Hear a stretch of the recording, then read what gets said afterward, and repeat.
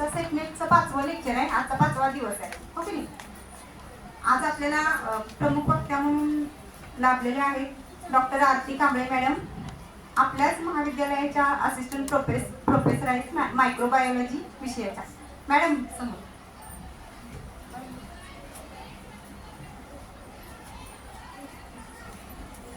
आजचा विषय आहे कॉम्प्रिहेन्शन.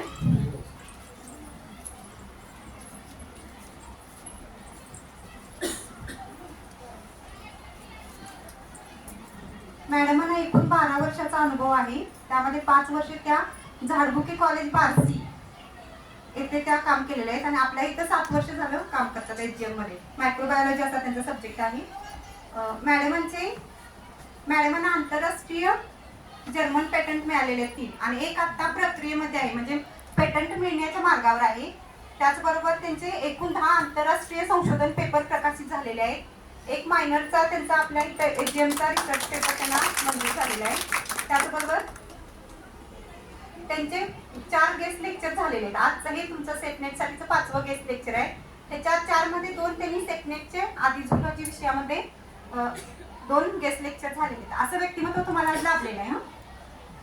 त्यामुळे मॅडमांचं आपण टाळ्या वाजवून स्वागत करू.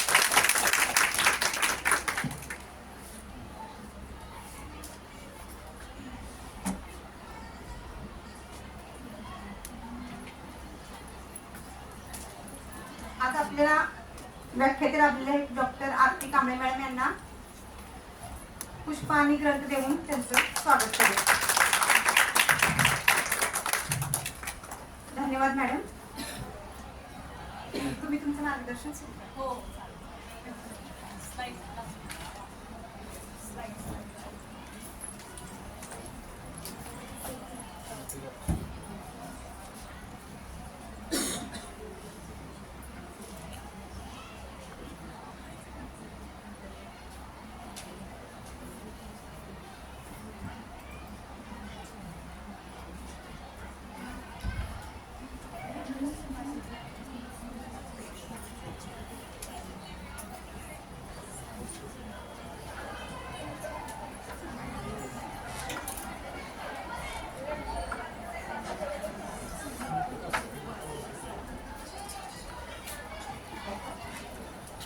Get it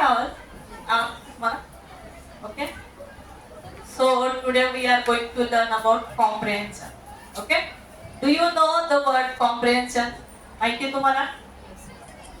किती जणांना माहिती आहे? काय त्याचं मीनिंग? पॅसेज. पॅसेज त्याचं सिनॉनिम वर्ड आहे. पॅसेज म्हटलं की तुम्हाला ते लगेच कळणार. पॅसेज. ओके, किंवा उतारा. तर आपण बघूयात कॉम्प्रिहेन्शन. सेटनेटचं जे लेक्चर आहे, सेटच्या एक्झामला, फक्त सेटच्याच एक्झामला नाही तर बाकीच्या जे कॉम्पिटिटिव्ह एक्झाम आहे त्याच्यामध्ये हा क्वेश्चन असतो आणि हे हातातले मार्क्स असतात. परंतु काय होतं, काही स्टुडंटला वाटतं की हे कुठं वाचत बसायचे, भले मोठे उतारे आहेत, पण त्याला काही आपण ट्रिक्स आज बघणार आहे की त्याच्यासाठी आपण काय ट्रिक्स यूज करायच्या आणि जेणेकरून 10 पैकी मिनिमम म्हणते मी, 10 पैकी मिनिमम 8 मार्क्स तुमच्या हातात तिथंच असणार आहे त्याचा आन्सर. ओके, तर बघूयात आपण. ओके, तर नेट सेट तुम्हाला माहिती आहे, हे सगळं माहिती आहे. National eligibility test and set for state eligibility test. सेटची एक्झाम 2 वेळा असते वर्षातून आणि नेटची किती असते? सॉरी, सेटची 1 वेळा असते आणि नेटची 2 वेळा असते. ओके, तर बघूया. पॅसेज, एक पॅसेज दिलेला आहे आणि त्याच्यावरती तुम्हाला क्वेश्चन दिलेला असतात. ओके, त्याचं तुम्हाला आन्सर द्यायचं असतं. सी, आपण मराठीत आपण त्याला काय म्हणतोय? विश्लेषणात्मक आकलन. किती मार्क्स आहे त्याला? 10 मार्क्स आहेत. 10 मार्क्स पैकी 5 क्वेश्चन दिलेले आहेत तुम्हाला आणि ईच क्वेश्चन हॅविंग 2 मार्क्स. प्रत्येक क्वेश्चनला किती मार्क्स असणार आहे? 2. आणि सेटला काही तुम्हाला कसली निगेटिव्ह सिस्टीम नाहीये जशी नेटला आहे, त्यामुळं सोडवायचे. पण पॅसेज हा क्वेश्चन कधी सोडवायचा? तर 60 मार्काचं तुम्हाला क्वेश्चन दिलेले सेट मध्ये, त्यापैकी त्या 60 पैकी तुम्हाला 50 मार्काचं क्वेश्चन सोडवायचे. मग 10 क्वेश्चन जे असतात काय तुम्हाला जास्तीचे क्वेश्चन आहेत. अगोदर बघायचं आपले क्वेश्चन्स किती झालेले आहेत. आणि पण कुठले क्वेश्चन्स जे तुम्हाला कन्फर्म आन्सर ज्याचं माहित आहे, जे बरोबर आहे, ते क्वेश्चन किती झालेत मोजायचे आणि लास्टला मग पॅसेज कडे वाच. तर पॅसेज कसा असतो बघत आपण.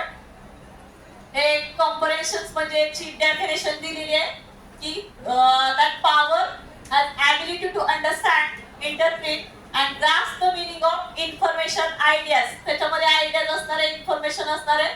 ओके, तर ही ॲनालिसिसची एक प्रोसेस आहे. जस्ट डेफिनेशन दिलेली आहे, तुम्ही रीड करा नंतर. ओके, तर लहानपणी तुम्ही ओपन बुक टेस्ट दिली आहे का सांगा मला. दिलेली आहे ओपन बुक टेस्ट.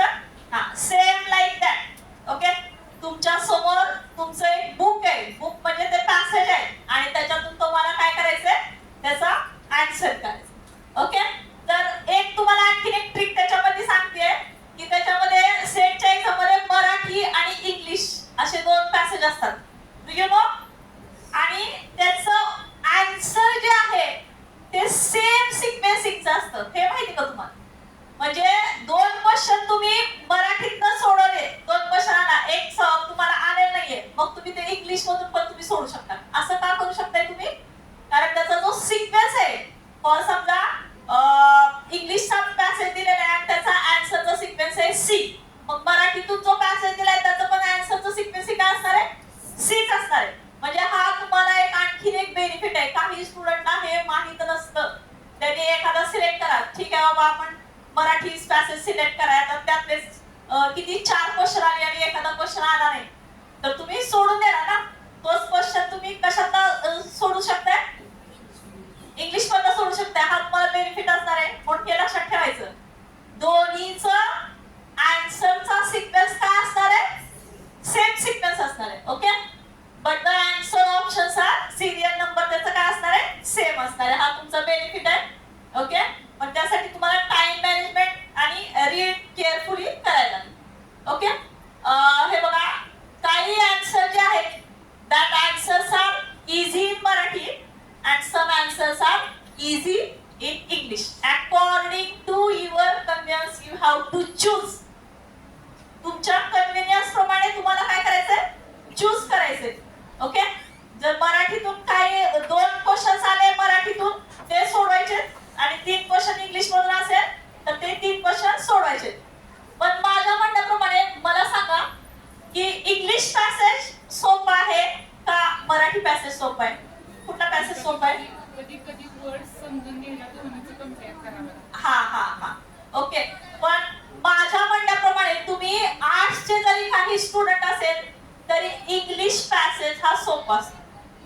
तुम्ही म्हणाल आमच्याकडे व्होकॅब्युलरी नाहीये, ही मराठी जरी दिलेलं असतं तरी एकदम हाय लेवलचं मराठी दिलेलं असतं, जे शब्द आपण कधीही ऐकलेले नाही. आणि तुम्हाला वाटतं की मराठी सोपं आहे, त्या मराठीचे वेगवेगळे अर्थ असतात, जसं की इंग्लिशचं असतं. मग तुम्ही सिलेक्ट करताना काय करणार?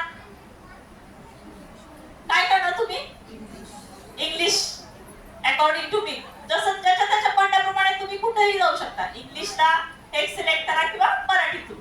पण मराठी एकदम आणि एकदम हाय लेवलचं मराठी असतं. तुम्ही आतापर्यंत बघा एक्झाम मी सगळं इथं हे करून ठेवलेलं आहे, सेट नेटचे पेपर्स आहेत, पेपर फर्स्ट. त्याच्यामध्ये तुम्ही वाचा, मराठी पॅसेज वाचा आणि इंग्लिश पॅसेज, त्याच्यानंतर तुम्ही ठरवायचं. पण ठीक आहे, एखाद्या इंग्लिशचं नसेल आलं तर तुम्ही मराठीतून सिलेक्ट करू शकता ना पटकन. कसं आहे, कुठलाही प्रॉब्लेम आपण सॉल्व्ह करायला गेलं की आपल्याला काय करावं लागतं? त्याचं थिंकिंग करावं लागतं and then we get the solution of that question. Okay, so look at this. पण तुम्ही आता म्हणले often the student have a difficulty, तर त्यांना डिफिकल्टी काय येते? तर त्यांचं vocabulary in the comprehension and difficulty in understanding meaning of the question. काही क्वेश्चनचे अर्थच कळत, त्यामुळे पॅसेज अवघड वाटतो. आणि थर्ड, टाइम फॅक्टर. मी काय सांगितलं तुम्हाला, कधी हा क्वेश्चन कधी सोडवायचा ते पुढे दिलेलं आहे. हे बघा, तर त्याच्यासाठी रीडिंग आरसी म्हणतोय आपण तुम्हाला, रीडिंग कॉम्प्रिहेन्शन. काय करायला पाहिजे? तुमचा रीडिंगचा स्पीड तुम्ही मॅनेज करायला पाहिजे. And comprehending what you read. Comprehending म्हणजे काय? समजून घ्यायचंय, आकलन क्षमता. जे पण क्वेश्चन आहेत त्याचं काय करायचंय? तुम्ही समजून घ्यायचंय आणि मग त्याचं आन्सर करायचंय. And then you have to go for the solution. Okay, तेच परत दिलेले आहेत. काय काय तुम्हाला त्याच्यामध्ये ideas, organisation, choice, sentence fluency हे सगळं तुम्हाला डिटेल्स मध्ये माहित असलं पाहिजे. ओके, हे जॉन्सन अँड फ्रेंकिन्स या सायंटिस्टनी त्यांनी काय कशाची डेफिनेशन केली आहे हे त्याचं दिले. Okay, so pattern of the question कसा पॅटर्न असणार आहे ते आपण बघूया. 5 क्वेश्चन्स आहेत म्हणून मी सांगितलं तुम्हाला. तर त्या 5 क्वेश्चन पैकी पहिले 3 क्वेश्चन जे असतात, सॉरी, ते डायरेक्ट क्वेश्चन असतात. त्याचा आन्सर तुम्हाला डायरेक्ट मिळणार आहे, त्या पॅसेज मध्येच असणार आहे. ओके, फक्त तुम्हाला सोडायचं. डायरेक्ट क्वेश्चन किती असणार आहे? 3 क्वेश्चन. ओके, ज्याचा आन्सर कुठं असणार आहे तुम्हाला? Majority directly mention in the paragraph आणि 1 किंवा 2 हे इनडायरेक्ट क्वेश्चन आहेत, त्याचं आन्सर तुम्हाला पॅसेज मध्ये सापडणार नाही. मग काय करायचं? सापडणार नाही मग कुठून शोधायचं? तुम्हाला ते ग्रास्प करावं लागतं. मी सांगणार त्याचं देणार आहे तुम्हाला. आणि त्यातला आणखीन एक क्वेश्चन असतं. एक तर एक इनडायरेक्ट क्वेश्चन आहे आणि आणखीन एक विचारलेला आहे क्वेश्चन. तर तुम्ही त्या पॅसेजला काय देणार आहे? मोरल किंवा टायटल काय देणार आहे आणि त्या ऑथरचं इंटेन्शन काय असणार आहे, त्या ऑथरला काय म्हणायचंय किंवा त्याला काय सांगायचंय. आता हे तुम्हाला कसं कळणार? एवढं सगळं रीड करत बसायचं नाहीये. तर मोरल आणि टायटल हे कुठं असतं माहिती का? तुम्ही लास्ट पॅरेग्राफ असते ते रीड, त्या लास्टच्या पॅरेग्राफ मध्येच तिथं मोरलचं आन्सर असतं, टायटलचं आन्सर असतं. आपल्याला काय म्हणायचं एकूण सारांश कुठं आलेला असतो? लास्टच्या पॅरेग्राफ. तुम्ही टायटलचा आन्सर तुम्ही कुठं शोधायला जायचंय? लास्टच्या पॅरेग्राफ मध्ये. आणि जर पॅरेग्राफ दिलेला नसेल तर काय करायचे? लास्टून 6 ते 7 ओळी, 6 ते 7 ओळी पकडायच्या, तिथून रीड करत आहे. मग तिथं तुम्हाला ते कशाचं आन्सर मिळणार आहे? मोरलचं किंवा टायटलचं आन्सर मिळणार. काय सांगितलं मी? मोरलचं आणि टायटलचं आन्सर कुठं असणार आहे? लास्टच्या पॅरेग्राफ मध्ये. जर पॅरेग्राफ दिलेला नसेल तर कुठं असणार आहे? लास्टच्या 6 to 7 लाईन मध्ये त्याचं आन्सर तुम्हाला अवश्य डेफिनेटली मिळणार. ओके, आणि तो मोरल सब्जेक्टिव्ह टाईपचा क्वेश्चन आहे. तुमचं मत काय किंवा तुम्हाला काय वाटतं याविषयी असं असतं. एक तर टायटल, ह्याला तुम्ही शीर्षक काय देणार, टायटल काय देणार, किंवा आणखी काय असणार आहे त्याचं मोरल काय असणार. म्हणजे एखादी गोष्ट आपण वाचली आहे, रीड केली आहे आणि त्याच्यावर तुम्ही काय शिकतात, म्हणजे त्याला आपण मोरल म्हणतो. मग ह्याचा आन्सर कुठं असेल तुम्ही सांगा. लास्ट यायला ना तुम्हाला या स्ट्रिक देते, तुम्ही इंग्लिशच्या पण 3-4 लास्टचा क्वेश्चन तुम्हाला मराठीत नाही आला, मग तुम्ही कुठं जायचंय? इंग्लिश कडे जा. इंग्लिशच्या कुठल्या लाईन्स वाचायच्या? 6 to 7 लाईन कुठल्या वाचायच्या? हा, लास्ट म्हणजे उलट वाचत जायचं नाही, पकडायचं. एक 6-7 वळी कुठं आहेत तिथून तुम्ही खाली यायचं. Okay, read the last 6 to line किंवा त्याचं कुठं असणार आहे आन्सर? लास्ट पॅराग्राफ मध्ये असणार. ओके, हे त्याचं आन्सर. आता क्वेश्चन मध्ये काय म्हटलेलं आहे? तुम्ही पॅराग्राफ क्वेश्चन काय लिहिलेलं आहे सांगा मला. क्वेश्चन लिहिलेला असतो read the passage carefully and त्याचं काय करायचंय? आन्सर द्या म्हणून सांगितलं. मी आता एक तुम्हाला नवीन टेक्निक सांगणार आहे. तुम्ही पॅसेज रीड करत बसायचं नाही. टाइम मॅनेजमेंट आहे की आपल्याला. टाइम बाकीचे तुम्ही किती सोडवले? 50 क्वेश्चन सोडवायचे. 47 क्वेश्चन आले, 3 मिनिटं राहिले. 3 मिनिटात भले मोठं पॅसेज किती आहे? खूप मोठं आहे. आणि हा क्वेश्चन कधी सोडवायचा आहे? लास्टला सोडवायचे. तुम्ही बघायचे तुमचे किती बरोबर सांगते बरं का, फेकाफेकी केलेले आन्सर नाही. राईट आन्सर तुमचे किती झाले? 40 झाले, 42 झाले. आणि हे तुमच्या हातात आहे. हे मार्क काय होणार नाही? चुकणार नाही. तुम्ही अभ्यास केले नाही पण ट्रिक वापरून तुम्ही ह्याचा आन्सर देऊ शकता. फक्त सेट नेटलाच आहे का? एमपीएससीच्या कुठल्याही एक्झामला जावा, पॅसेज असणार आहे त्याच्यावर उत्तर द्यायचे. म्हणून तुम्हाला ह्या ट्रिक शिकवतील. अरे कशात काय करायचंय? पॅसेज रीड करायचंय. मग काय करायचं? मग I will tell the tricks. Okay, reverse psychology म्हणजे काय? काय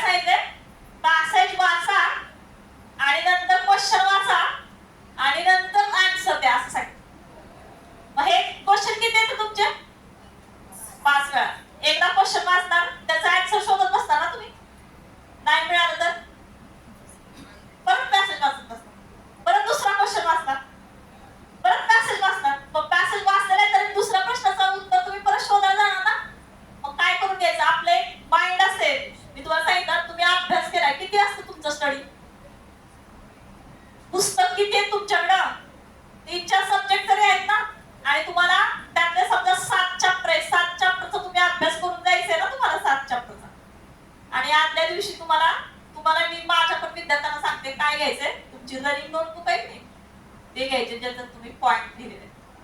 आपलं माइंड त्याच्यानुसार तयारी करत असतं जे तुम्ही वाचले आणि कसं लिहायचंय. मग काय करायचंय रिव्हर्स सायकोलॉजी मध्ये याच्यामध्ये काय करायचंय रीड द क्वेश्चन फर्स्ट. पहिल्यांदा तुम्ही काय वाचायचंय क्वेश्चन रीड करायचं. क्वेश्चन रीड केल्यामुळं काय होणार आहे that will pay attention to the answer.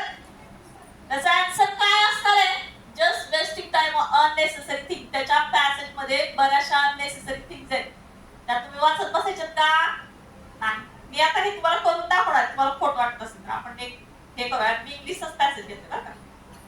तर तुमचा टाइम वेस्ट होणार आहे बाकीच्या गोष्टींमध्ये. बरोबर आहे ना.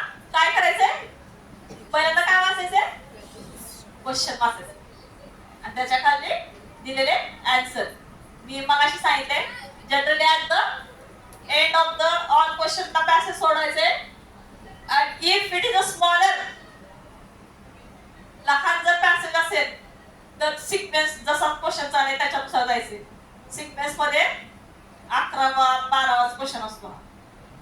स्मॉल पॅसेज असेल तर पण स्मॉल पॅसेज असतो का नाही खूप मोठा असतो पॅसेज. बरे ते इंग्लिश मध्ये असू दे किंवा मराठीतून असू दे खूप मोठा आहे. सिक्वेन्स कळला का कसं करायचं कळलंय ना तुम्हाला. ओके काय सांगितलंय मी तर पॅसेज वाचायचं का. ओके क्वेश्चन बघा question first and then passage. त्याच्यामुळे काय होईल फोकस होईल तुमच्या क्वेश्चन वरती फोकस होईल आणि त्याचा आन्सर काय हेच तुम्हाला तुमचं माइंड फक्त त्याच्यातून घेणार. पॅसेज मध्ये रीड करत focus only on the question not on particular option answer. Okay quick overview तुम्हाला क्वेश्चनचा बघायचे. सगळे क्वेश्चन म्हणजे तुम्हाला you can grab the main idea. तुम्ही त्याला कॅच करणार आहे. ग्रॅब म्हणजे कॅच करणार आहे त्या आयडियाला. ओके आणि बेस्ट होणार आहे का तुमचा टाइम डिटेल्स मध्ये. Just you will get main idea and you move आहे. तुम्ही पुढे जात राहणार. ओके आता आणखी काय आहे क्विक मेमोरायझिंग. मेमोरायझिंग म्हणजे काय आठवत बसायचं नाहीये. Understand the flow structure of the passage and read the passage. कधी रीड करायचं आणि तुम्हाला तो करावाच लागतो. इफ नेसेसरी म्हणजे गरज असेल तर तुम्हाला एखाद्या क्वेश्चनचा आन्सर मिळत नाहीये मग त्या टाइमला तुम्हाला 1-2-3 वेळा फक्त पॅसेज पूर्ण वाचायचं नाही. कुठे आन्सर असणार आहे कुठे आन्सर असणार आहे तर ते आपल्याला बघत बसायचं. आता क्विक ओव्हर एम्फसाइजिंग व्होकॅब्युलरी म्हणजे एखादा शब्द आहे खूप अवघड आहे आणि त्याचा तुम्हाला अर्थ कळत नाही त्यावेळेस तिथं क्विट करायचं. त्या शब्दाच्या पाठीमागे ह्याचा अर्थ कुठं असेल हे कुठं.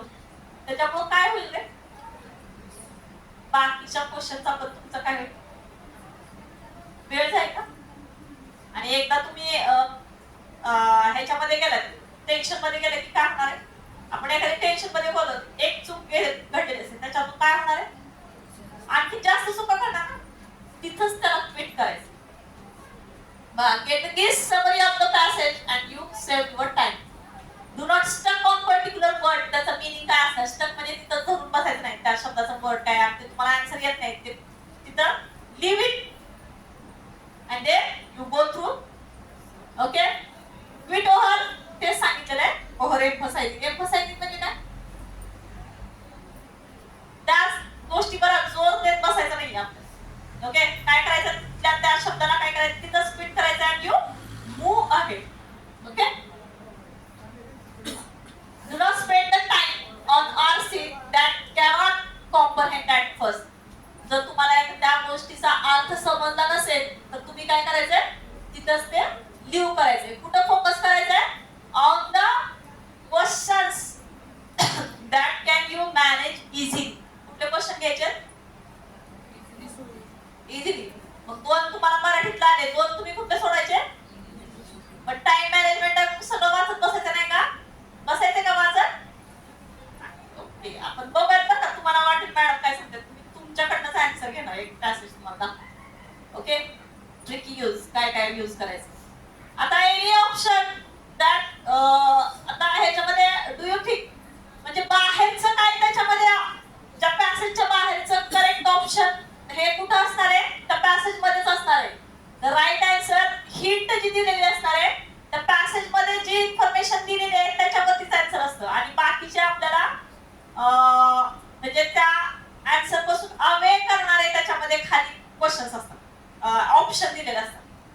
आन्सर कुठला आहे आपल्याला पॅसेज मध्ये दिलेलं आहे, पण त्या पॅसेजला सोडून बाकीचे जे असतात ते आपल्याला कसं डिस्ट्रॅक्ट करण्यासाठी दिलेलं असतं.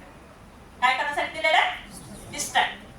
मग तुम्हाला ती हिंट पकडायची आहे की हा पॅसेज कशाबद्दल आहे आणि फक्त तुम्ही फोकस कुठं करणार आहे रे?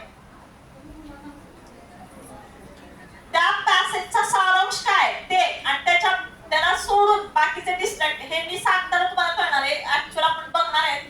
आता हे बघा आणखी काय दिलेलं आहे, do not relay on the trigger word. Trigger म्हणजे ट्रिगर म्हणजे काय रे? सुरुवात करणारे किंवा ट्रिगर वर्ड्स म्हणजे काय करतात? आता काही वर्ड्स असतात असं पूर्ण भल्याच्या मोठं वाक्य दिलेलं आहे आणि लास्ट मध्ये बट, हाऊ एव्हर, इंग्लिश सांगते बट असणार आहे, तथापि, कदाचित, त्या ह्याच्यामध्ये. तर हे वर्ड आपल्याला काय करतात रे? रीडरला कन्फ्युज करतात आणि जे काय करायला स्किप करणार आहेत तर पॅसेज आणि रश इन हेस्ट. हेस्ट म्हणजे घाईमध्ये चालले आणि फास्ट चाललेले आहेत, रीड करत चालले. तर हे वर्ड आपल्याला काय करू शकतात? आपल्याला डिस्ट्रॅक्ट करू शकतात. त्या वर्डला पकडायचं नाही. इझी, नॉन, हे वर्ड, हाऊएव्हर, त्या वर्ड कडे जास्त लक्ष देत बसायचं नाही. मेन काय सांगतोय ते बघत बसायचं. तर तुमची त्याच्यासाठी काय व्हायला पाहिजे? तर एक बघा, व्होकॅब्युलरी तुमची चांगली पाहिजे पॅसेज सोडवण्यासाठी. व्होकॅब्युलरी कशी इम्प्रूव्ह करणार सांगा बरोबर तुम्ही. If you do not have vocabulary, then you do not solve this question. काय काय वाचायचं आहे? न्यूजपेपर वाचत आहे. कुठल्याही एक्झाम साठी तुम्हाला कॉम्पिटिटिव्ह एक्झाम असू दे, तुम्हाला तुमचं रीडिंग हे पाहिजे. मोबाईल वरती जरी वाचलं तरी चालतं पेपर. न्यूजपेपर वाचायचंय. ओके, बघूयात आपण. पझल वगैरे असतात की नाही न्यूजपेपर, काही काही दिले stories, comics, text book. Reading तुमचं चांगलं पाहिजे. तुम्हाला रीड करता आलं तरच तुम्ही फास्ट रीडिंग करणार आहे ना. तुम्हाला सवय असेल रीड करायची तरच तुम्ही रीडिंग करणार आहे ना. इथं काय करायचं आपल्याला? रीडिंग कसं फास्ट करायचं ते सांगते. आणि जेव्हा पण तुम्हाला नवीन वर्ड्स मिळणार आहे, you gradually sink this to subconscious mind आणि यू बिकम फॅमिलियर. एखादा शब्द तुम्हाला माहित आहे, 2-3 वेळा ऐकलाय पण तुम्हाला त्याचा मीनिंग माहित नाही, तर परतच्या वेळेस तोच जर वर्ड आला तर तुम्हाला त्याचा अर्थ कळणार आहे का? मग काय करायचं? तुम्हाला एखादा नवीन शब्द आलेला आहे तुमच्या डिक्शनरी मध्ये, नोटबुक मध्ये लिहायचंय आणि त्याचा अर्थ काय ते बघायचं. अशी तुमची व्होकॅब्युलरी काय करायची आहे? इन्क्रीज करायची रोजच्या रोज. आजपासूनच कुठले तुम्हाला नवीन वर्ड्स मिळाले लगेच लिहून काढायचा त्याचा अर्थ. तुमच्याकडे मोबाईल आहे, कुणाला कशाला विचारायला पाहिजे? गुगल आहे, विचारत बसायचं का? तुमच्या टीचरची वगैरे तुम्हाला आवश्यकता आहे का? तुम्हाला किती एक 5-6 नवीन वर्ड आले, तुमची व्होकॅब्युलरी इन्क्रीज होणार आहे. त्याचा फक्त तुम्हाला कॉम्पिटिटिव्ह एक्झाम मध्येच नाही, तुमच्या इंटरव्ह्यू मध्ये तुम्हाला उपयोग होणार आहे. आणि जेणेकरून तुम्ही काही शिकणार नाही किंवा काय नाही, तुमच्या मुलांना शिकवताना किंवा काय कधीही तुम्हाला हे व्होकॅब्युलरीचा उपयोग एखाद्या गोष्टीसाठी तुम्हाला होणार आहे. त्याचा न उपयोग होणार नाही लाईफ मध्ये असं काय आहे का व्होकॅब्युलरीचा? तुम्ही करणार का नाही आजपासून? एवढे पण नवीन वर्ड्स नोटबुक मध्ये टाकायचे त्याचे. आणि तुम्ही बोलताना पण बघा, नवीन वर्ड्स तुम्ही यूज केला तर तुम्हाला पण हाय फाय असं वाटतं ना फ्रेंडच्या सोबत. नवीन इंग्लिश वर्ड यूज केला, इंग्लिश मराठी असू दे, याचा त्यांना अर्थ माहित नाही पण तुम्हाला माहिती आहे ना. प्रत्येक वेळेस गुगल हे ते करत बसणार आहे. तुम्ही सांगितलं तर ते तुमचं जरा स्टेटस पण जरा हाय लेवलचं होईल ना, बरोबर ना? Okay, keep the notebook, note down करायचे नवीन वर्ड बघा, लर्न पिरियडिकली. हा, आता रीडिंग कसं करायचं? Is a very very fact. कसं करतात रीडिंग तुम्ही? असं डोळ्यात करता का? कसं करता रीडिंग सांगा. हा, व्हेरी गुड. पेन घ्यायचंय. पण एक्झाम मध्ये पेन तुम्हाला सांगितलं क्वेश्चन पेपर वरती काहीही लिहायचं नाहीये, मग काय यूज करायचे? पेन्सिल ठेवायच्या. त्या पेन्सिलने रीडिंग करायचं. रीडिंग करताना का हे अत्यावश्यक आहे? तुम्ही लेक्चरला बसा, दिसतो असं बसा, काय होणार आहे? तुमच्या हातात नोटबुक नाहीये, पेन नाहीये. एकदा असंच लेक्चर मध्ये बसा, काय होतं बघा, आणि एकदा पेन घेऊन बसायचं, नोटबुक घेऊन बसायचं, काय होतं सांगा? तुमचा जो स्टडी असतो की नाही कसा होत असतो, मी सगळ्यांना सांगत असते लेक्चर मध्ये, तुमचे जेव्हा ऑल ऑर्गन्स जेव्हा ऍक्टिव्ह असतं तेव्हा तुमचा स्टडी असतो. आता पेन घेऊन बसलाय, कुठले कुठले विजन आईने काय होणार तुमचं विजन कॅप्चर करणार, ओके. इयरनी काय करणार तुम्ही ऐकणार आहे, ओके. आणि हँड ब्रेन चालू आहे तुमचा, हँड चालू आहे, ओके. मग हे सगळे अवयव जेव्हा कार्यरत असेल तेव्हा तुमचा स्टडी होणार. अदरवाईज नुसतं जाऊन बसायचंय का लेक्चरला, कधी तुमचे कुठलेही लेक्चर हे फक्त मी ह्यासाठी एक्झाम साठीच नाही सांगते, बाकीच्यासाठी पण तुम्हाला माहिती सांगते. नोटबुक मध्ये नोटबुक आणि पेन तुमचं ठेवायचं. तुम्हाला जरी पीपीटी, माझे स्टुडंट आहेत तिथं त्यांना मी सांगत असते, तुम्हाला जरी पीपीटी देत असते तरी तुमच्या नोटबुक मध्ये काय पाहिजे, रनिंग नोट्स पाहिजे. तुम्ही सगळ्या विषयामध्ये हे लागू करा, बरोबर आहे ना.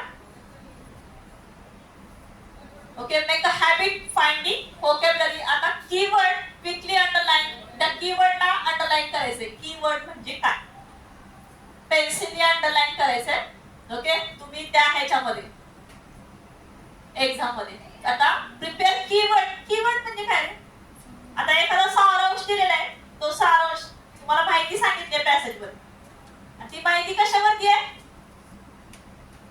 आता समजा बालपणाचं न्यूट्रिशन, तर त्यातलं काय झालेलं आहे, कीवर्ड काय झालं, न्यूट्रिशन हा कीवर्ड झाला. तर तो कीवर्ड तुम्ही त्या क्वेश्चन मधला कॅप्चर करायचा. आता बघूयात आपण, तुम्ही किती जण लेक्चर ऐकताय, किती जण हे करताय बघूयात.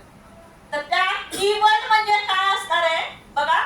Title document use specially as an index to content. Abstract, research पेपरला ऍब्स्ट्रॅक्ट दिलेला असतो आणि खाली काय दिलेलं असतात, कीवर्ड. जर रिसर्च पेपर मराठीतून असू दे किंवा कीवर्ड असतात ते, कीवर्ड म्हणजे तुम्हाला कीवर्ड तुम्ही का वाचायचं, त्या कीवर्ड वरून काय कळणार आहे तुम्हाला, त्यांना म्हणायचं काय आहे, पूर्ण त्या रिसर्च पेपर मध्ये काय काय आहे ते शब्द म्हणजे काय असणार त्याचा कीवर्ड. मी पर्टिक्युलर सगळं डेफिनेशन वगैरे दिलेलं आहे, तरी पण मी तुम्हाला मराठीतून समजावून सांगते, ओके. पर्टिक्युलर शब्द ज्याच्यावरनं तुम्ही तिथपर्यंत की म्हणजे काय असते, म्हणजे पूर्ण त्या रिसर्च मध्ये काय दिलेलं आहे हे तुम्हाला कशावरून कळणार आहे, त्या कीवर्ड्स. पण तुम्हाला त्या कीवर्ड्स काय करता आलं पाहिजे, फाइंड आउट करता आलं पाहिजे, ओके. तर इम्प्रूव्ह रीडिंग स्पीड. तुमचं काय पाहिजे, स्पीड झालं पाहिजे. तर स्पीड जर तुम्ही वाचता कसं आहे तुम्ही सांगा जरा मला, कोण कोण कसं कसं वाचतं, ओठ घालून वाचताय, वाचताय तसं नाही वाचायचं मोठा, मग कसं वाचायचं, न हलवता वाचायचं, म्हणजे ते तुमच्या माइंड मध्ये जातं. बघा तुम्ही हे फक्त मी सांगितलेलं हे करून बघा तुम्ही परीक्षा. मी खरं सांगते का खोटं सांगते तुम्हाला त्याचा अनुभव आता लगेच कळेल तुम्हाला, okay. Don't try out the meaning of each and every. आता बघा तिथं असं करत जायचं नाहीये. इंग्लिश पॅसेज तुम्ही रीड करताय त्याचं लगेच मराठी त्याचा अर्थ असं जायचं नाहीये. इंग्लिश वाचायला नाही तुम्ही इंग्लिश वाचत जायचं, तिथं काय तुम्हाला अर्थ वगैरे विचारणार आहेत का, काय करायचं तुम्हाला, जस्ट क्वेश्चनचा आन्सर शोधायचंय, ना की तुम्हाला त्याचा अर्थ शोधत बसायचं. किंवा मराठीतून सोडवत जरी असाल, एखादा शब्द कळला नाहीये, खूप हार्ड आहे, तरी त्याचं आन्सर त्याचा अर्थ शोधत बसायचं नाही. तुमच्या मनाला ते सांगायचं नाही, कारण आपलं मेंदू मग त्याच कामाला लागतो. आणि आपला फोकस काय करायचा, आपला फोकस कुठे आहे, त्याचं आन्सर काय ते करायचं, ओके. तर रीडिंग स्पीड कसं हे करणार आहे तुम्ही, बोथ इन्क्रीजिंग रीडिंग स्पीड कसं होणार आहे, जे तुम्हाला काय मिळणार आहे, इफेक्टिव्ह आणि इफिशियंट बनवणार. Effective, you comprehend what you read and learn. Comprehend म्हणजे काय, समजावून घेणे. बघा आता तुम्हाला नवीन नवीन वर्ड मिळाले की नाही 2-3, त्याचं पण तुम्ही नोट डाऊन करा. कॉम्प्रिहेंड. मग इंग्लिशचा न्यूजपेपर वगैरे रीड करताना किंवा कुणी तुमच्याशी बोलत असताना त्याचा तुम्हाला काय पाहिजे, मिनिंग पाहिजे, ओके. येते लक्षात, ओके. आता एक स्ट्रॅटेजी ती तुम्हाला ह्याच्यामध्ये पण लागू, पेपर फर्स्ट मध्ये पण लागू पडणार आहे आणि पेपर सेकंड मध्ये पण लागू पडणार आहे. आणि most of the YouTube lecture मध्ये सांगतात बघा, इलिमिनेशन स्ट्रॅटेजी. इलिमिनेशन करायचं म्हणजे काय? एखाद्या गोष्टीचं तुम्हाला आन्सरच माहिती आहे, तरी पण तुम्ही राईट आन्सर पर्यंत जाऊ शकताय. ह्या स्ट्रॅटेजी इलिमिनेशन. इलिमिनेशन मी 4 तुम्हाला देणार. ओके, 4 सांगणार आहे. इलिमिनेशन स्ट्रॅटेजी इथं दिलेलं आहे. काय दिलेलं आहे इथं? पेन स्ट्रॅटेजी दिलेली आहे. पेन म्हणजे काय बघा, लिस्ट खूप मोठं ऑप्शन, खूप मोठा असतो, ब्रॉडर मोठा ऑप्शन, त्याचा आन्सरच नसतं कधी. ब्रॉडर ऑप्शन असतो, ते कशासाठी दिलेले आहेत? मला डिस्ट्रॅक्ट करण्यासाठी. आणि एखादा एलियन म्हणजे पॅसेजशी रिलेटेड काहीच नाही, तेच आन्सर दिलेले आहे. मला लगेच कळतं ना, तुम्हाला त्याचा आन्सर माहित नाही, पण पॅसेजशी रिलेटेड काय नाही, तिथंच तुम्ही काय करू शकता? हे आन्सर नाही, त्याला काढायचं, ब्रॉडर त्याला काढायचंय. आणि एखादं खूप छोटं जे नॅरो स्पेस, खूप लहान दिलेलं आहे आणि ते त्याचं आन्सर नसतं. आणि एक्स्ट्रीम ही टेक्नॉलॉजी आहे, शब्द असतात ऑल केमिस्ट्रीचे आहेत का कोण, मायक्रोचे, बाकीचे. एक शब्द असतं, कुठला शब्द असतो? ट्रॅक करणारे एक्स्ट्रीम वर्ड्स असतात त्याच्यामध्ये. बघा, ऑल गर्ल्स आर क्लेवर, हे बरोबर आहे का?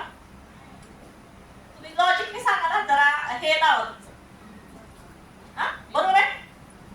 ऑल बॉयज आर स्ट्रॉंग, बरोबर आहे?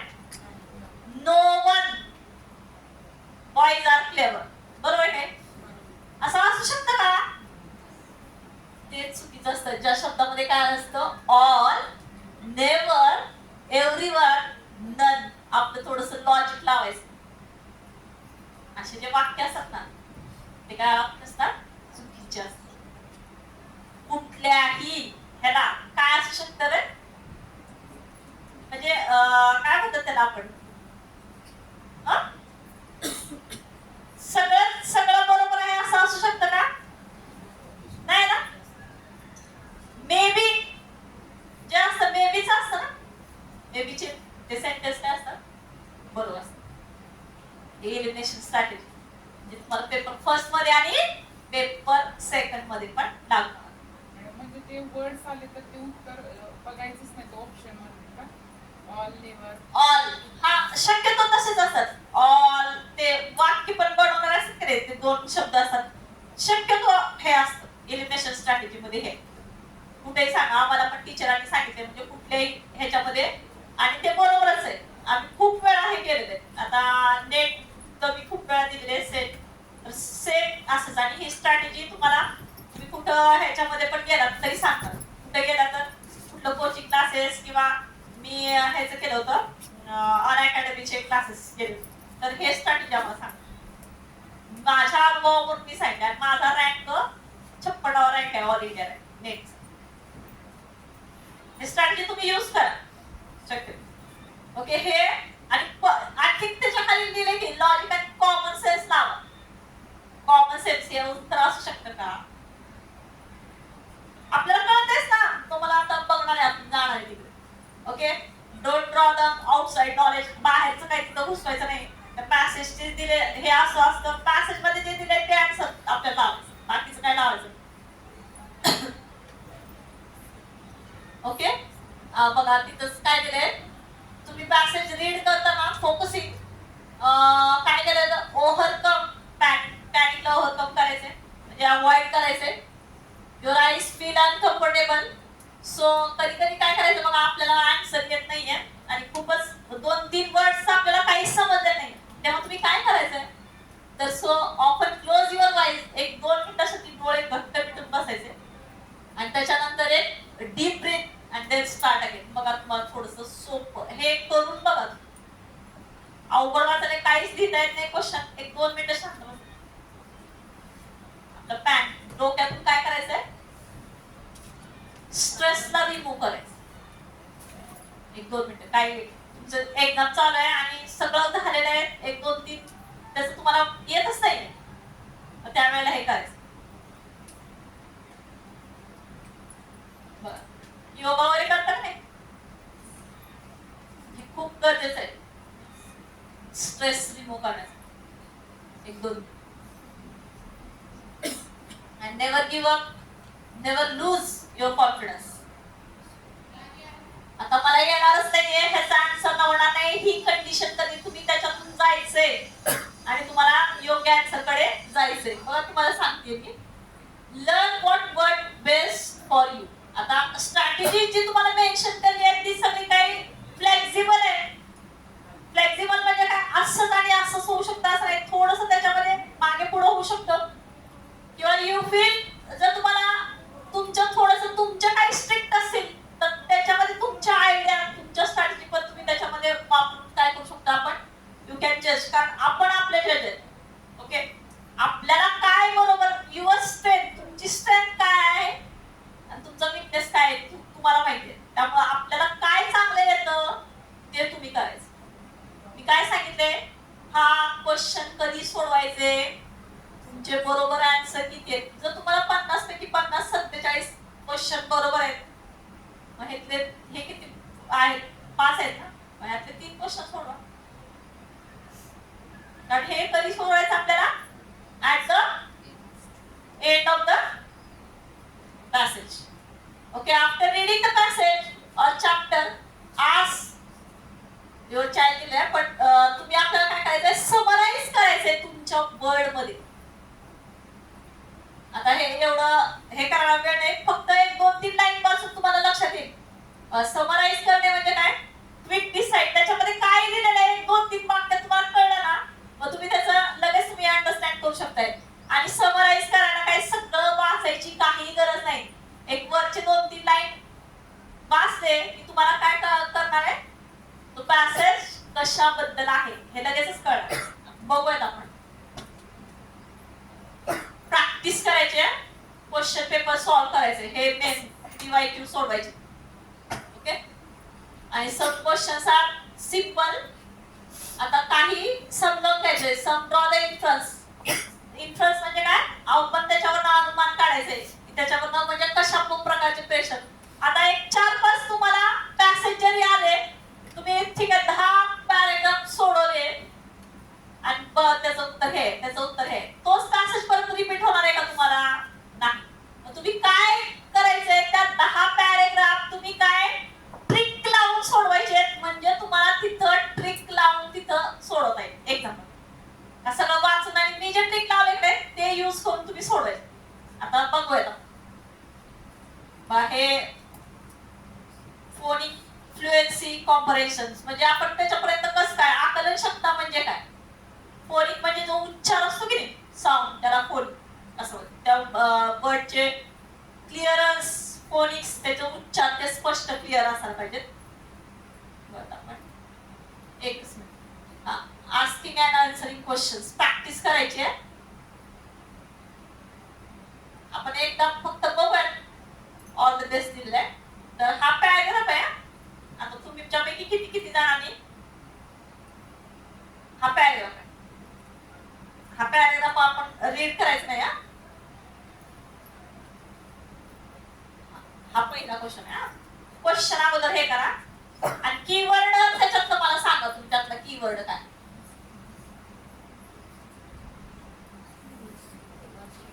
काय कीवर्ड, काय अर्थवेक. आणि परत अजून एक काय, इन्स्ट्रुमेंट असतात. अर्थवेक आणि इन्स्ट्रुमेंट हे काय झाले, त्याच्यातले कीवर्ड. काय बघायचं आपल्याला पॅसेज मध्ये, कुठं दिसतंय अर्थवेक आणि तिथं दिसतंय इन्स्ट्रुमेंट.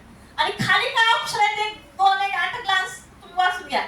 त्यांना काय म्हणायचंय, the passage says that the instrument for measuring earthquake were. काय होते आपल्याला माहित नाही. फॉल्टी डिझाईन असेल, एक्सपेन्सिव्ह असेल, नॉट सेन्सिटिव्ह इनफ असेल, नॉट स्टडी. आता तुमचे आई सगळ्यांनी त्याचा आन्सर काय असेल ते मला सांगायचं. बघितलंय, ह्याला हे केलंय तुम्ही. आता बघूया आपण बरोबर आहे का चुकीचं. मी तुम्हाला चुकीचं सांगितलंय का बरोबर, हे आपण टॅली करून बघूया. तुम्ही काय केलंय, पॅसेज वाचलाय का तुम्ही. हा तुम्ही पॅसेज कधी वाचला होता का, तुम्हाला फॅमिलियर आहे का. आणि असाच पॅसेज असणार आहे. You do not familiar with that passage, that passage has to be asked in the exam. कधीही पाहिलं नाहीये, कुठेही ऐकलं नाहीये, कुठलं तरी काढतात कुठल्या तरी ह्याच्यातलं आणि देतात. कीवर्ड काढले, काय काढले कीवर्ड, आलं सगळ्यांना कीवर्ड काढता. काय कीवर्ड म्हणजे कशाबद्दल क्वेश्चन कशावरती केलाय, काढले का.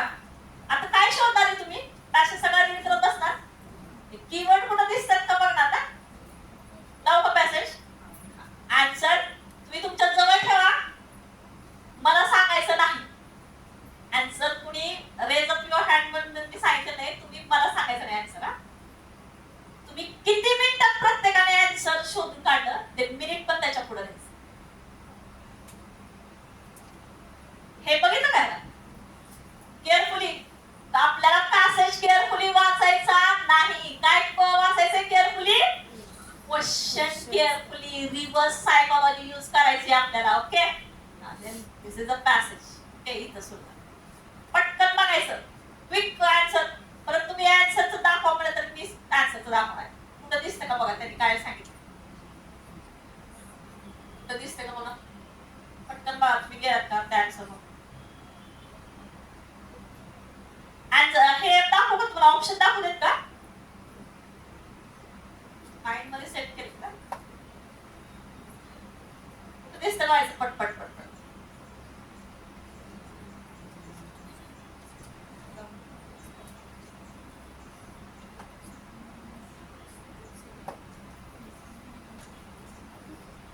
इन्स्ट्रुमेंट कुठं दिसते?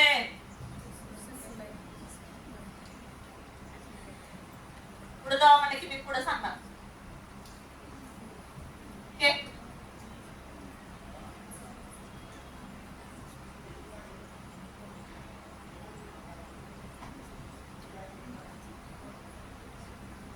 जायचं पुढं. नाही मिळाला आन्सर?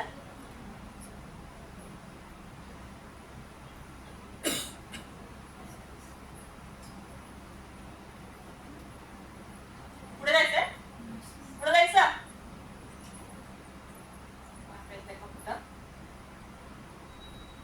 फास्ट जायचं. फास्ट. फक्त ते शब्द आपलं बाकीचं काय म्हणायचं ते जाऊ दे तिकडं.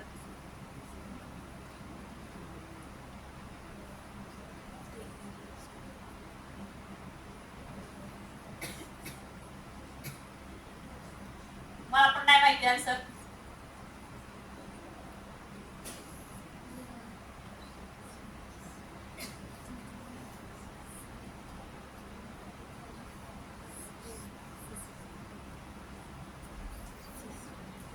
मिळाला आन्सर? ऑप्शन दाखवत का तुम्हाला?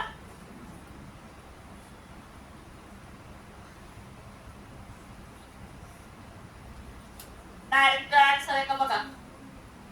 डायरेक्ट क्वेश्चन आहे का इनडायरेक्ट क्वेश्चन आहे? इनडायरेक्ट आहे. चला ठीक आहे, झाले. तुम्ही केले मनामध्ये. ऑप्शन दाखवू दे. काय आन्सर आहे?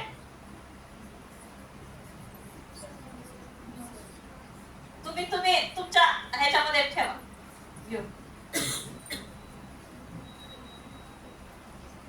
तुमच्या नोटबुक मध्ये ठेवायचा. दिले नोटबुक मध्ये ऑप्शन.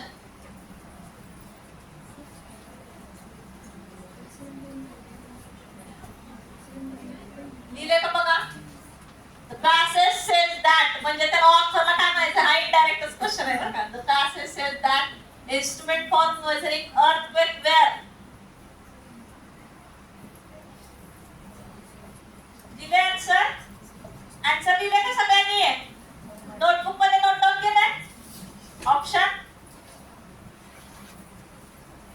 आता मी तुम्हाला सांगते, तुमचं पहिल्यांदा तुम्हाला काही होणार नाही, पण मी तुम्हाला शिकवते कसं जायचं. ओके, दिले आन्सर? इथे काय अभ्यास करून जायचं का आपल्याला? किती पण अभ्यास करा, पण ते पॅसेज वेगळाच असणार आहे. बरोबर आहे ना? हा, मग इथं काय करायचंय? ट्रिक लावायची आणि जेणेकरून तुम्हाला आउट ऑफ मार्क पडतील. दिले आन्सर? किती जणांनी लिहिले? दिले सगळ्यांनी लिहिले का? ह्याच्यात नाही आन्सर आहे का? आन्सर पॅसेज मध्ये आहे? पॅसेज मध्ये आन्सर आहे का? नाहीये. किती म्हणते पॅसेज मध्ये आन्सर नाहीये? हा, ए वाले कोण बोलणार आहे? फॉल्टी डिझाइन मला कळू दे. ए कुणी लिहिले? ए आन्सर. ए नाही दिलं. काय म्हणते? फॉल्टी डिझाइन असा शब्द कुठं दिसला तुम्हाला? हे आन्सर आहे का? जरा एलिमिनेशन स्ट्रॅटेजी करूयात आपण. हे आन्सर आहे का? म्हणजे तुम्ही जिंकलात. ओके, एलिमिनेशन स्ट्रॅटेजी कळली. फॉल्टी डिझाइन असं कुठं दिसलंच नाही ना. तुम्ही पॅसेजच्या बाहेर जायचंय का आपल्याला?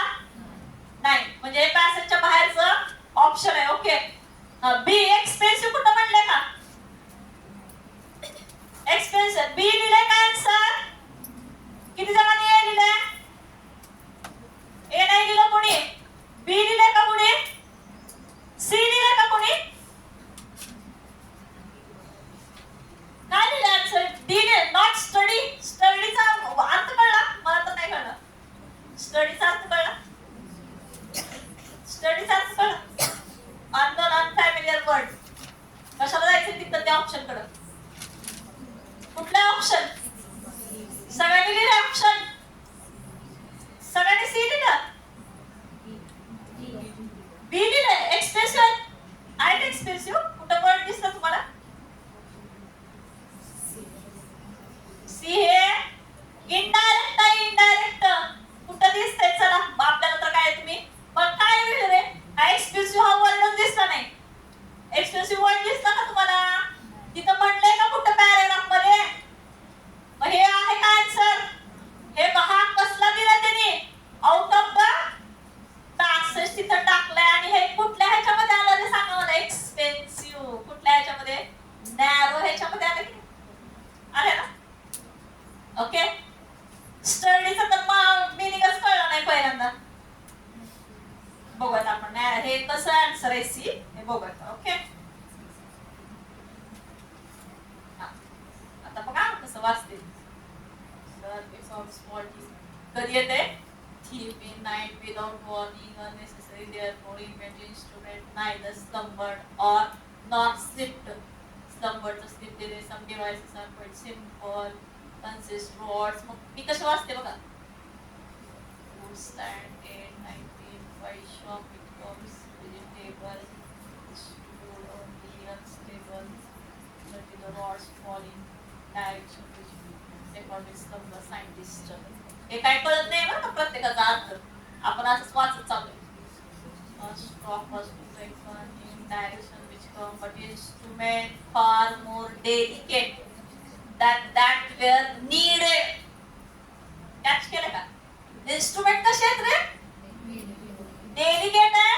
कशापेक्षा डेलिकेट आहे? जडशे पाहिजे होते त्याच्यापेक्षा खूप डेलिकेट आहे. Needed if any really serious advance was to be made. मिळाले का? कसे होते इन्स्ट्रुमेंट? नाजूक होते. जसे पाहिजे होते त्याच्यापेक्षा नाजूक होते. म्हणजे नॉट सेन्सिटिव्ह इनफ. जसे पाहिजे होते तसे नव्हते. कळलं का? कसला सोडवला क्वेश्चन आपण? Indirect direct question direct answer नाहीये. इनडायरेक्ट क्वेश्चन सोडवला. किती वेळा सोडवला? गेलो का पुढं? कसं वाचलं मी रीडिंग? सगळं असं वाचत बसले. ह्याचा अर्थ काय त्याचा अर्थ काय वाचलं की तसं? तुम्ही वाचलं का तसं? तुम्हाला पण नाही इंग्लिश काय आपल्याला काही घेणं देणं नाही. त्याचा अर्थ काय तो किती हाय लेवलचा आहे मराठी कशी आहे काही देणं घेणं नाही. कसं वाचायचंय ते जसं वाचत गेले तसं. हे का वाचत नसलं? आपण पहिल्यांदा पॅसेज वाचलं तर असं वाचलं असतो आपण असं बघितलं असतं का आपल्याला क्वेश्चन तर द्यायचे. आता हे तुम्ही पॅसेज तुम्ही ठीक आहे पहिल्यांदा पॅसेज वाचायला देते मी 10 मिनिटं. तुम्ही पॅसेज वाचा आणि नंतर मग मी क्वेश्चन दाखवणार आणि मग नंतर आन्सर द्यायचं. हे आपलं लवकर झालं का? किती मिनिटात झालं? एक 5 मिनिटात झालं असेल. 3 ते 4 मिनिटात माझं कन्व्हर्सेशन होतं तुमचं होतं. त्या आता तुम्ही काय करा? आता उलट करत आहात. आता तुम्ही पॅसेज वाचा आणि नंतर मग मी तुम्हाला क्वेश्चन दाखवणार. नंतर तुम्ही आन्सर सांगा. त्याला किती वेळ लागते बघा. हा 12 वाजून 4 मिनिट. चल जाऊ. All the best. ना ओके. वाचा आता पॅसेज वाचा. पॅसेज वाचायला किती वेळ लागते बघा आणि मग क्वेश्चन तुम्ही बघा. वाचा पॅसेज रीड करा. आता मग तिसऱ्यांदा परत पहिल्यांदा क्वेश्चन आणि परत असं बोलत आहोत. आता पॅसेज वाचा. पॅसेज वाचायला किती वेळ लागले ते पण बघूया.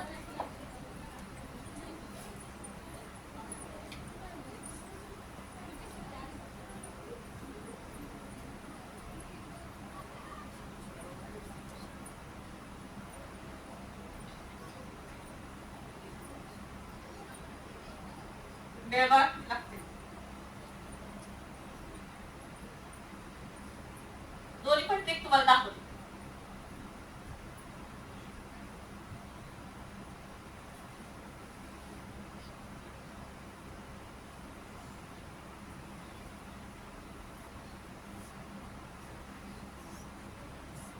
पॅसेज वाचताना तुम्ही किती केअरफुली वाचताय आणि त्यात टाइम किती जातो.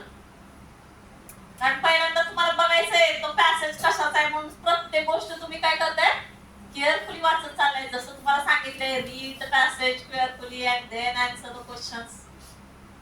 बरोबर ना? आणि कुठली ट्रिक कसं करणार आहे तुम्ही ते तुम्ही ठरवा. वाचलं हे झालं केअरफुली वाचलं जसं त्यांनी सांगितलंय. ओके.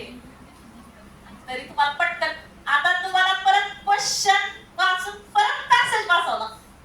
बरोबर की कारण तो घेतलाय अनुभव पेपर घेतला. हा तेच म्हणतात म्हणजे जे नवीन आहेत त्यांच्या ह्या चुका होऊ नये. माझ्याकडून तुम्हाला 2, 3, 4 मार्क्स जरी मिळले तरी हे lecture this lecture I will say it become fruitful to you. आणि 1 मार्क सेट नेटचा काय असतो ते बाकी कुणी एक्झाम दिले त्यांना माहित असेल 1 मार्क म्हणजे काय. बरोबर ना? बघा एक 4 पडले 6 पडले तरी मी समजला हे समजेल म्हणजे लेक्चर वापलं झालं ना. ही ट्रिक वाचलाय केअरफुलीच वाचावं लागणार तुम्हाला पहिल्यांदा वाचलं. आणि मग तुम्ही क्वेश्चन वाचणार आणि परत त्या पॅसेज कडे जाणार. बरोबर आहे ना? आता तिसऱ्यांदा आपण तसं नाही करायचं. तिसऱ्यांदा पहिल्यांदा क्वेश्चन वाचायचं परत पटपट जायचं. तुम्हाला पहिल्या क्वेश्चन साठी पॅसेज पूर्ण वाचावं लागला का तिथं आन्सर सापडते. असे 2-3 आन्सर तुम्हाला पटकन तिथं सापडते.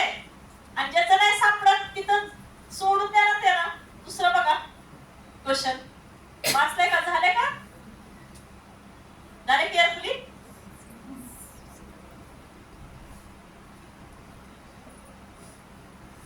झाले क्वेश्चन दाखवू तरी.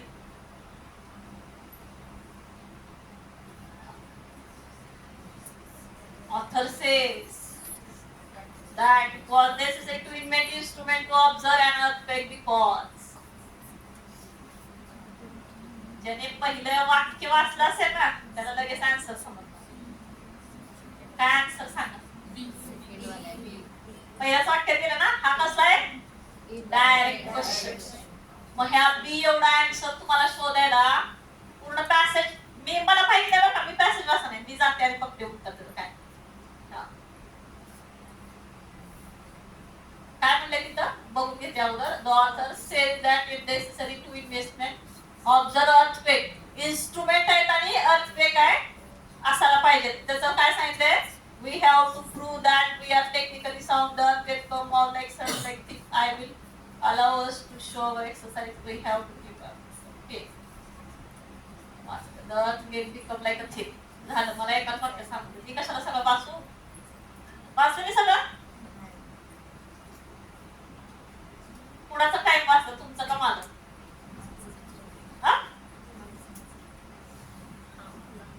पेपर सोडवणार कसं कसं सोडवायचं. अगोदर तुम्हाला वाचायला सांगितलं मग तुम्ही सगळं वाचत बसलाय. आता तिसरा आता क्वेश्चन बघायचा. ओके तिसरा क्वेश्चन बघणार मग बघा. The earlier device consists of rods was replaced because it failed measure severe earthquake. To record the direction of earthquake, to measure gentle earthquake, to record movements with a pen on a paper. काय कुठला answer बी D D answer आहे. Okay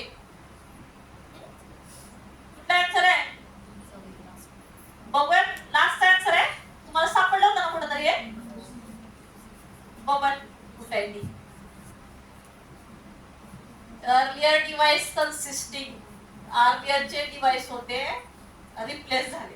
okay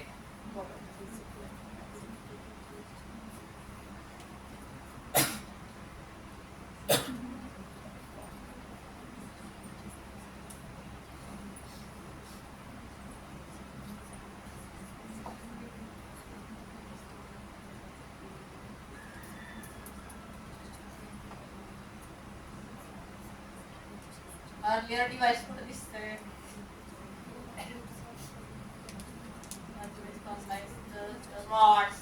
rods by pairing by direction in which they fell recorded for numbering scientists. The strength of shock was that too big to weaken him and the direction from which it come. But the instrument are more delicate than that need.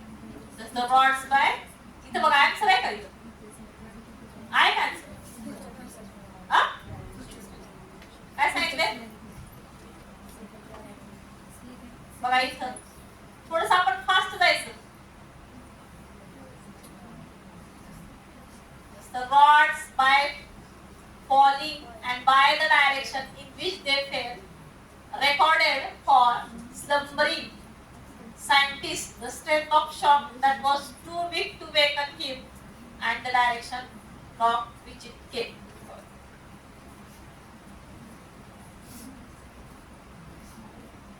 काय सांगितले to record movement पुढे आहे त्याचा answer pen and paper पुढच्या ह्याच्यामध्ये इथे वाचलं नाही पण कसं आहे पटपट पटपट असं वाचत जायचं आलं ना ते आन्सर तुम्ही सांगितलं होतं लिहिलं होतं तुम्ही आता एकाचं लास्टचं लिहा The everyday observed mentioned in this passage is related to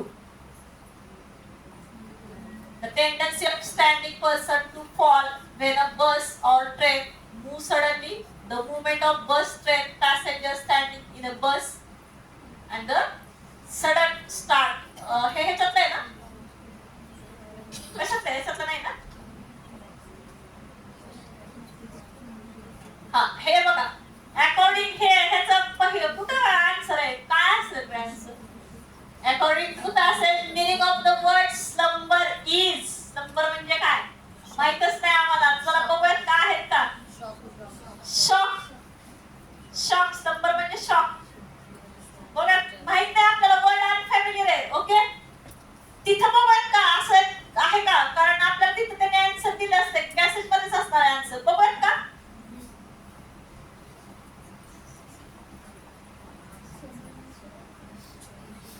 slumber म्हणजे काय असं दिलं ना हा बघा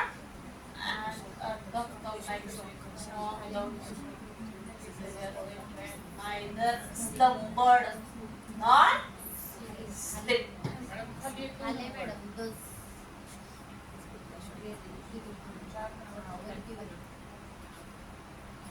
कुठे आहे? खालून 4 नंबरची आहे का काय सांगितलंय Thus the rods by falling and by directions in which they fell recorded for the slumbering scientist the strength of shock. Shock कसं म्हणू शकताय तुम्ही हे वाक्य वाचा ना Thus the rods by falling and by the direction in which they fell recorded for कशासाठी record केले for the slumbering scientist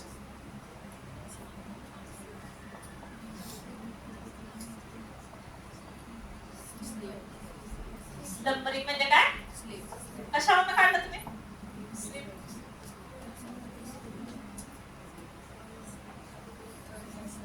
shock का नाही म्हणू शकत आहे आपण हे सांगा शॉक का नाही म्हणू शकत आपण वाक्य वाचा ना काय रॉड कशासाठी आहे thus the rods by falling and by quickly the direction in which they fell पहिल्या ह्याच्यात बघा की काय दिलेलं आहे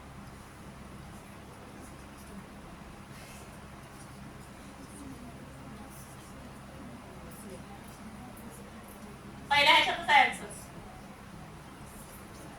slumbered not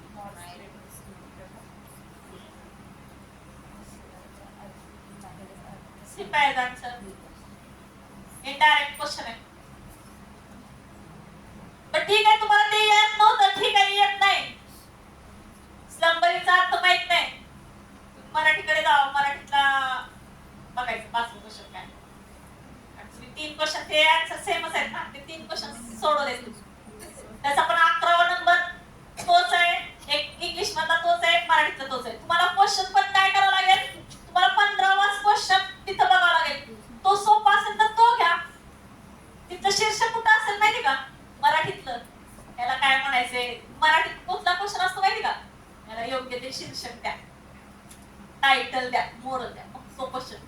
कुठं सांगितलंय कुठं असतंय